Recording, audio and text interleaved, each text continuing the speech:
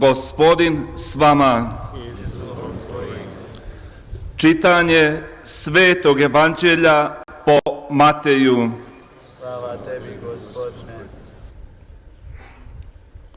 U ono vrijeme reče Isus svojim učenicima: čuvajte se lažnih proroka, koji dolaze k vama u ovčjem odijelu, a iznutra su vuci grabežljivi. Po njihovim ćete ih plodovima prepoznati. Bere li se s trnja grožđe ili s bodljike smokve? Tako svako dobro stablo rađa dobrim plodovima, a nevaljalo stablo rađa plodovima zlim. Ne može dobro stablo donijeti zlih plodova, niti nevaljalo stablo dobrih plodova. Svako stablo koje ne rađa dobrim plodom siječe se i u oganj baca. Dakle, po plodovima ćete ih njihovim prepoznati. Riječ Gospodnja.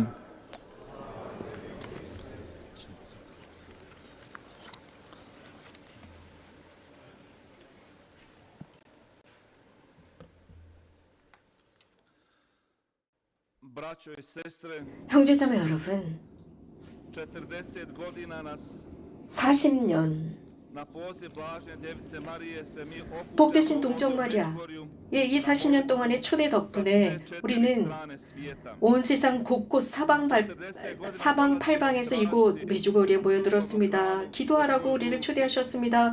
우리들의 영혼에 양분을 주십니다. 우리 삶, 우리들의 가족들을 위한, 친구들을 위한 것입니다. 은인들, 우리 가정의 평화, 우리 공동체의 평화, 세상의 각국 간의 평화. 성모님은 예수님의 어머니 마리아로서 이런 여정에서 우리가 그리스도를 만날 수 있도록 도와주시고 당신의 말씀을 실천하면서 책임감을 가지고 우리들의 목적지인 영원한 삶으로 가도록 도와주십니다. 성경에서 예수님의 어머니의 복되신 동정 마리아는 자주 언급되고 있지는 않습니다. 하지만 성모님께서 누구이신지 또 어떻게 사람들을 보살피시는지는 우리가 알아보기에 충분합니다. 누군가 어려움이 있을 때는 늘 당신 아드님께 청하는 모습입니다. 구원자이시고 구속주이신 예수 그리스도께 청하고 있습니다. 예수님의 어머니에 관해서 가장 먼저 언급하는 가장 오래된 책은 갈라디아서입니다. 그 시기가 충만해졌을 때 하나님께서는 한 여인을 통해 당신의 아드님께서 탄생하실 수 있도록 했다라고 했습니다. 율법의 지배 아래에서 태어나셔서 그분께서는 모든 사람들을 구할 수 있도록 했습니다. 그 여인 하느님의 아들 예수 그리스도를 잉태하신 바로 그분은 복되신 동정 마리아라고 불립니다. 가브리엘 대천사는 그분을 은총을 가득히 입으신 여인이라고 했습니다. 은총을 가득히 입으신 이여 기뻐하여라, 주님께서 너와 함께 계신다. 마리아는 불안해지기 시작했습니다. 그리고 이런 천사의 인사를 생각하기 시작합니다. 안젤로와 대화를 나눈 뒤에 이 모든 사건을 이해했습니다. 즉 하느님의 아들께서 태어나신다는 그 사건을 이해했습니다. 그리고 천사에게 대답합니다. 저는 주님의 종이오니 당신의 말씀대로 저에게 이루어지기를 바랍니다. 라고 응답했습니다. 이렇게 성모 마리아께서는 감히 믿으셨습니다. 온전히 믿으셨습니다. 그분의 계획을 믿고 묵상하셨습니다. 복되신 동정 마리아는 어머니가 되셨습니다. 도움을 필요하는 사람들의 도움의 어머니가 되셨습니다. 이런 상황 속에서 성모님께서 중재를 해주셔서 은총을 입은 많은 교회 안의 역사들은 매우 많습니다. 하지만 저는 오늘 저녁 여러분들에게 세 가지에 관해서 말씀을 드리고자 합니다. 루카 복음사가는 이렇게 기록하고 있습니다. 예수님의 탄생 예고가 있은 뒤에 성모님께서는 즉각적으로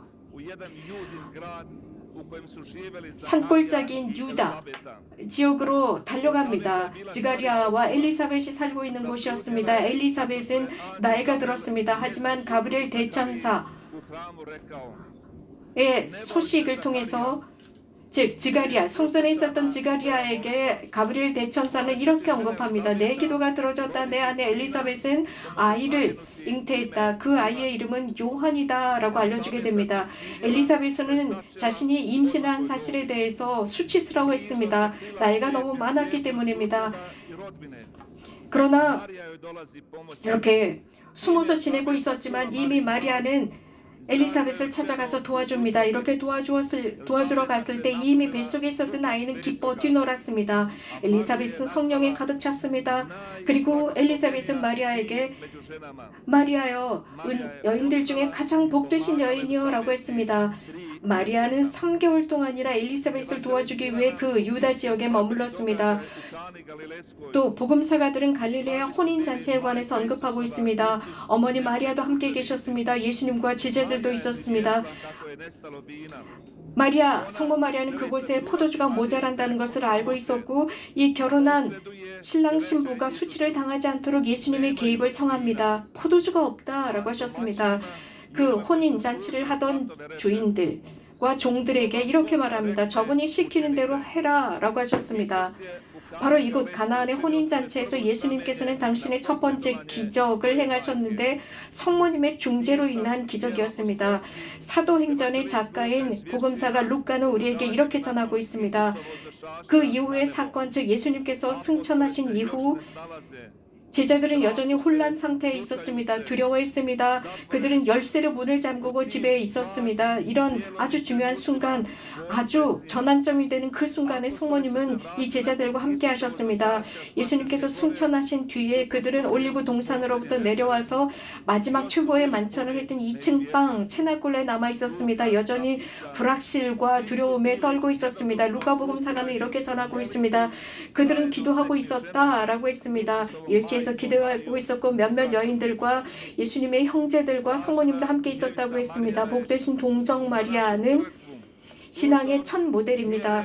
교회를 위한 첫 모델이며 사랑의 모델입니다. 첫 번째 모델이라고 교회는 언급하고 있습니다. 교회는 이미 성모님의 가까이 계심과 성모님의 중재를 이 교회 역사 속에서 경험해 왔습니다. 그렇기 때문에 교회는 복되신 동정 마리아를 여러 다양한 호칭으로 부르고 있는데 변호자 성모님, 중재자 성모님, 도움의 성모님 등등으로 호칭을 부르고 있습니다. 교회 안에는 많은 여러 가지 일들이 있었습니다. 성모님의 중재를 통해서입니다. 로레토와 과다루페와 체스토코바 등등입니다. 혹은 그 외 많은 여러 지역들이 있는데 저는 여러분들에게 세 가지만 말씀을 드리겠습니다. 유럽에 큰 혼란이 일어났습니다. 그래서 한 시기가 끝나가고 있었던 그때 많은 사람들은 혼란 속에 빠지면서 중심점을 잃었습니다. 두려움이 만연하고 있었습니다. 그때 성모님께서는 1858년 2월 11일 루르드에서 발현하십니다. 그리고 성모님께서는 죄인들을 위해서 기도하라고 말씀하셨고 또 당신을 이렇게 소개해 주셨습니다. 나는 원죄 없는 잉태다라고 하셨습니다. 1차 대전이 거의 끝나가고 있을 때 다시 한번 유럽에는 고통과 피와 절망이 흐르고 있었습니다. 죽음과 불확실성이 세상을 덮고 있었습니다. 이렇게 전쟁이 끝나갈 무렵 어떤 목적도 없이 어떤 뚜렷한 포인트도 없이 이 전쟁은 끝나가고 있었습니다. 그 순간 성모님께서는 1917년 파티마에서 발현하셔서 교회와 모든 세상과 모든 민족과 온 세상을 격려하고 용기를 주시면서 그리스도인의 삶을 살라고 했습니다. 원자폭탄이 떨어졌던 일본의 나가사키에서 어떤 프란치스칸 신부님께서 저에게 보여주신 것이 성모상이었습니다. 그 성모상은 250년 동안 숨겨져 있었습니다. 250년 동안 숨어서 신자들이 그 성모상 앞에서 기도하고 있었다고 합니다. 그 성모상을 그들은 벽 속에 숨겨가지고 있었다고 합니다. 이렇게 오랫동안 성모상을 숨겨 놓았었고 그들은 오랜 기간 동안 사제도 없었고 미사도 봉헌할 수가 없었지만 그들은 인내하면서 끈기 있게 성모상 앞에서 기도하면서 신앙을 유지할 수 있었습니다. 형제자매 여러분, 저희 크로아티아 민족 속에도 성모님의 중재를 통한 열매들이 있습니다. 우리들은 그것을 경험했습니다. 성모님의 중재와 함께 하심이었습니다. 저희 크로아티아 교회 역사 속에 많은 여러 장소들이 있습니다. 하지만 저는 여러분들에게 올로버, 알야마시, 트르사, 시로키브리에 콘치일리오 등등 많은 장소가 있지만 저는 여러분들에게 세 장소만 말씀을 드리겠습니다. 성모님께서 지극히 공경받으시는 곳입니다. 코르출라 섬입니다. 코르출라 섬에는 남자들이 없었습니다. 왜냐하면 남자들은 레판톤 해전에 참여하기 위해서 군인으로 징병이 되었습니다. 16세기 경이었습니다. 이 코르출라 섬에는 여인들과 노인들과 아이들만 남아 있었는데 엄청난 원수들의 힘이 다가온 것을 볼 수 있었습니다. 그들은 두려워하고 있었습니다. 저들이 우리를 죽일 거야. 우리는 군대가 없는데 어떻게 하면 좋지? 우리들의 군대는 없고 우리들의 남정대들은 멀리 있고 저들이 가까이 있어라고 했습니다. 안드레아 카슈치 미오시치 신부님께서는 이렇게 역사를 기록하고 있습니다. 거대한 표징이 하늘에서 드러났다고 했습니다. 아주 맑은 하늘에서 무엇인가 드러나서 이런 말이 들려왔습니다. 코르출라 섬 사람들이여, 두려워하지 마라. 동정 마리아가 너희들의 도움이 될 것이다 라고 했답니다. 그리고 안드레아 이 수사신부님께서는 이렇게 기록하고 있습니다. 그 깨끗하고 맑은 하늘에 갑자기 마른 번개가 치면서 이 원수들을 물리쳤다고 했습니다. 또 크로아티아의 국가 성모 성지인 마리아 비스트리차가 있습니다. 이곳에서 복되신 동정 마리아 중재를 통해 많은 사람들과 가정과 저희 국민 자체가 많은 은혜를 받았습니다. 충만한 감사를 입은 장소입니다.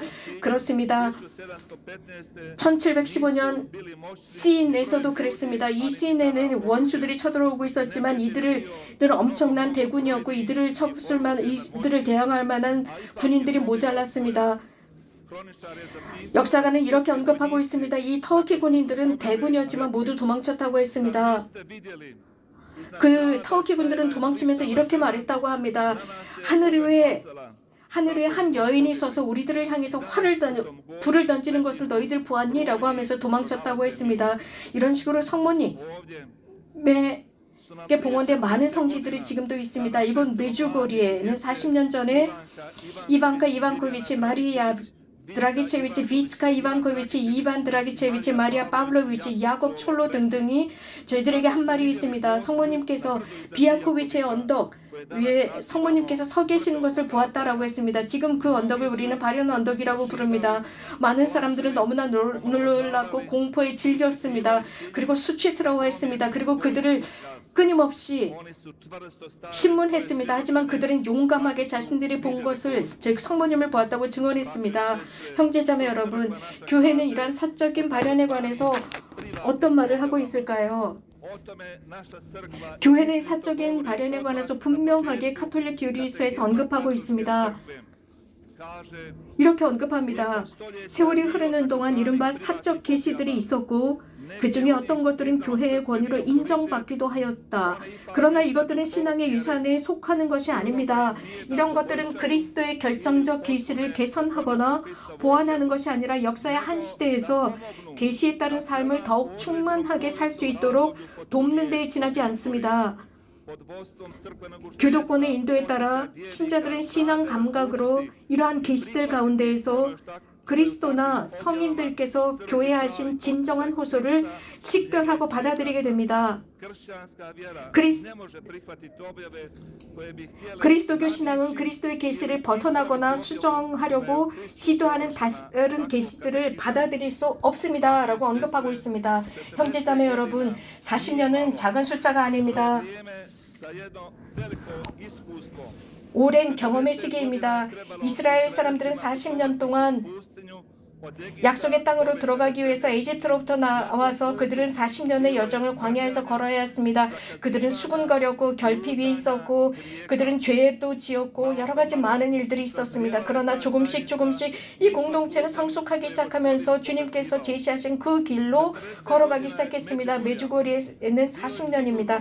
40년 동안에 여러 수군거림과 결핍이나 죄나 받아들이지 않음이나 혹은 거부 등등이 있어 왔습니다. 하지만 거기에는 수많은 많은 좋은 것들이 지금까지 있어 왔습니다. 물론 그렇습니다. 이 40년 동안 우리는 충만하게 이 역사적인 시대 가톨릭 교리서에서 우리에게 언급하는 대로 역사의 한 시대의 계시에 따른 삶을 더욱 충만하게 살 수 있도록 도와주고 있습니다. 우리는 예수님께서 하신 말씀을 복음에서 들었습니다. 그 열매를 보고 그들을 알아볼 것이다 라고 했습니다. 형제자매 여러분, 1981년 6월 24일 그 첫날 그 첫날 저는 사실 신학생이었습니다. 신학생, 비소코보의 신학생이었습니다. 그때부터 지금까지 저는 살아있는 증인이라고 말씀드릴 수 있습니다. 메주거리 영적 열매 말입니다. 1991년부터 93년까지 저는 이곳 메주거리, 즉 전쟁 시기에 저는 이 메주거리 본당 사제이기도 했습니다. 저희 메주거리 본당 성당 위로 미사일들이 휙휙 날아다녔지만 단 하나의 미사일도 저희 메주거리 본당에 떨어진 적이 없습니다. 물론 다른 주변 마을에는 떨어졌지만 말입니다. 이런 전쟁의 와중에도 이곳은 항상 순례자들이 있어 왔습니다.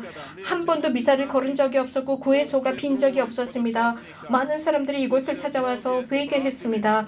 얼마나 많은 사람들이 용기를 얻었고 얼마나 많은 사람들이 거룩한 미사에 참여하고 오랜 기간 동안 고해성사와는 발걸음도 하지 않았던 사람들이 오랜 기간 뒤에 고해성사를 받고 심지어는 40여 년 동안 화해성사와는 관계도 맺지 않은 사람들이 되돌아왔습니다. 이렇게 하나님과 화해하고 이웃과 화해하면서 그들은 평화의 활동가들이 되었습니다. 돌아가신 프라뇨 쿠하리치 주교님께서는 저와 예전에 메주거리 본당 신부님이셨던 이반 란데카 신부님에게 1994년 5월 자가브리아의 주교관 뜰에서 이런 말씀을 하셨습니다. 그분께서는 자주 여러 신자들에게 모든 유럽 곳곳에 강연을 다닐 때마다 메주거리에 관해서 강연을 하신답니다. 메주거리 회개에 관해서 강연을 기꺼이 하신답니다. 물론 그분께서는 구체적으로 이러한 모든 것들이 메주거리에서 일어났다라는 말씀을 구체적으로 하시지는 않았지만 말입니다. 얼마나 많은 사람들이 이곳에서 성체 속의 그리스도를 만났습니까? 이 모든 것들은 우리가 규칙적으로 미사에 그들이 속한 모든 본당에서 규칙적으로 미사에 참여할 수 있도록 도왔습니다. 지극히 거룩하신 성체조배를 통해서 이곳에서 하는 성체조배를 통해서 많은 신부님들께서는 자신들의 본당에서 성체조배와 성체 강복을 하기 시작했습니다. 그래서 자신들의 본당에 활력을 불어넣기 시작했습니다. 또 이것을 통해서 사람들은 매일 성경 말씀을 읽는 것을 시작함으로써 매일 성경 말씀을 읽고 주님께서 어떤 말씀을 하시는지 듣기 시작했습니다. 또 이곳에서 많은 기도회들이 세상 곳곳으로 퍼져나갔고 매일 성경 말씀을 읽기 시작했습니다. 이곳 메주거리의 바른 언덕이나 혹은 크리자밭에서 십자가의 길을 봉헌하고 로사리오 기도를 발언한다고 해서 봉헌하면서 그들은 매일 로사리오 기도를 봉헌하기 시작했고 이곳에서 처음으로 십자가의 길을 했다는 사람들, 처음으로 묵주기도를 했다는 사람들 등등 이들은 이곳에서 기도를 배웠습니다. 자신들의 기도, 개인의 기도 생활을 쇄신시켰고 부부의 기도 생활, 가족의 기도 생활을 새롭게 시작했고 수많은 사제들과 수도자들이 이곳에서 성소를 받았으며 하나님께 감사드리고 있습니다.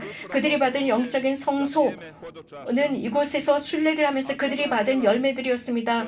이렇게 메주거리를 방문한 순례자들이 실현시킨 좋은 활동들, 자선 활동들, 이것은 전쟁 중뿐만 아니라 이곳에 어머니 마을이 만들어졌고 체나골로 공동체가 들어왔습니다. 이것뿐만 아니라 40여 년 동안 이곳에 수많은 정말 우리들이 도저히 기억할 수 없는 많은 것들이 이루어졌습니다.